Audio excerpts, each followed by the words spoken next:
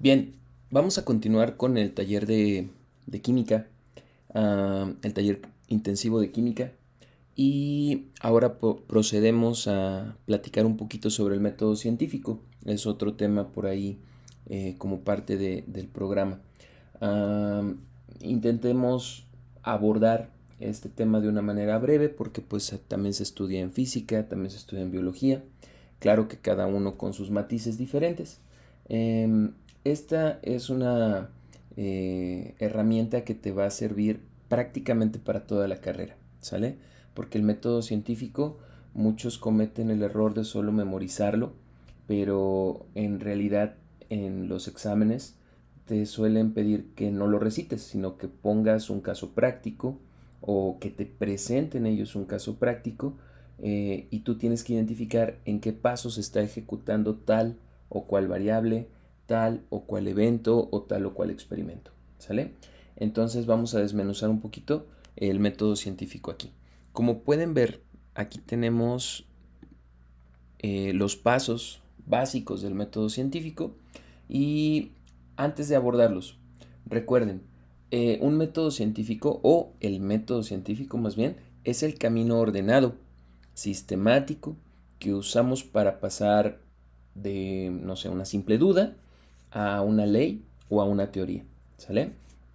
Que pueda estar respaldada, que pueda estar eh, sostenida por la ciencia. En la química, donde se trabajan cosas que no se pueden ver a simple vista, como átomos o como moléculas, el método científico siempre es como la brújula, ¿sale? Entonces, comencemos por la observación. Observar. Todo empieza con ya sea tus sentidos o con instrumentos de medición. Observar no es solo mirar, es registrar un fenómeno de la naturaleza de una manera objetiva, sin inventar explicaciones todavía, ¿sale? Haciéndolo lo más objetivamente posible que se pueda. Pongamos un ejemplo en un laboratorio. Notas que cuando dejas un globo inflado bajo el sol en una tarde, el globo aumenta de tamaño. En cambio, si lo metes al refrigerador, se desinfla un poco. Esa es la observación. Luego seguiría plantear un problema, hacer una pregunta, la gran pregunta que guía al método científico. A partir de la observación anterior, acotas el misterio de una pregunta clara, específica y sobre todo medible. En nuestro ejemplo, ¿de qué manera afecta la temperatura al volumen de una cantidad de gas? ¿Sale? Para el caso del globo. Luego pasaríamos a la formulación de la hipótesis, la suposición. Ujú. Una hipótesis no es, chicos, una adivinanza, es una explicación tentativa y provisional, por el momento, para el problema planteado. Eh, Se basa en el conocimiento que ya tienes y para que sea válida debe ser puesta a prueba, ¿sale? Debe de poderse experimentar. En este caso que estamos siguiendo, si nos vamos al laboratorio y si aumentamos la temperatura de un gas a presión constante, entonces la energía cinética de sus moléculas va a comenzar a aumentar, provocando que el volumen del gas se incremente. Ujú. Luego seguiría el experimento, ¿no?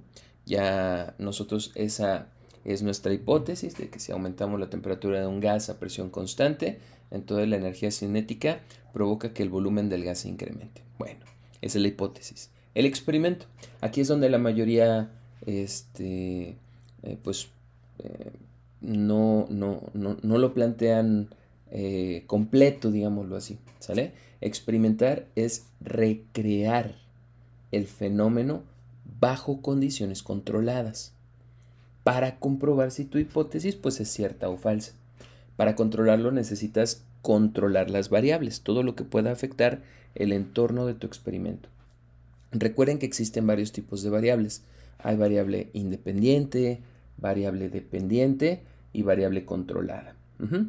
La variable independiente, cuando tú experimentas y haces análisis de tus variables independientes, son la causa, ¿sale? Es la variable que tú como científico manipulas y cambias a propósito. En este ejemplo del globo sería, no sé, la temperatura. La variable dependiente es no la causa, sino el efecto.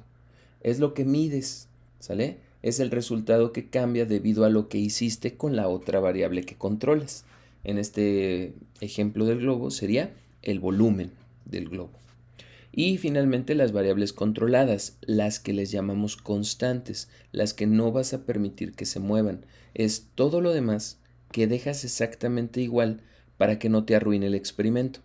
En el ejemplo que estamos poniendo, la cantidad de gas, o sea, los moles de gas y la presión del aire que tiene el globo.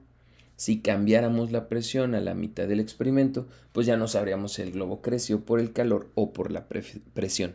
Entonces siempre están estas tres variables interviniendo en el experimento.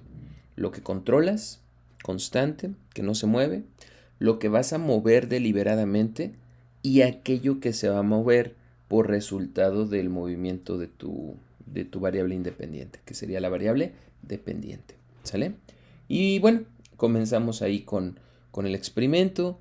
Los experimentos van a ir entregándote información y tú la tienes que registrar, ¿sale? Debemos de después analizar los resultados, organizar los datos que los experimentos nos arrojen. Los datos crudos, pues bueno, son importantes, pero en este paso, el de análisis de resultados, aquí las personas que están llevando a cabo el experimento anotan las mediciones, hacen tablas, elaboran gráficas. Aquí es donde entra mucho la matemática, la estadística, la probabilidad, y buscamos patrones que puedan explicar por qué el fenómeno se comportó como se comportó, ¿sale? En este caso, por ejemplo, del globito, sería crear una gráfica de temperatura contra volumen. Y al unir los puntitos en la gráfica, notaríamos que se forma una línea recta perfectamente hacia arriba. Luego eso nos llevaría a tener que sacar conclusiones. ¿Por qué fue esa gráfica? ¿Por qué se comportó así? Es como hacer el veredicto final, ¿no? Interpretas los resultados para que respondan a la pregunta original.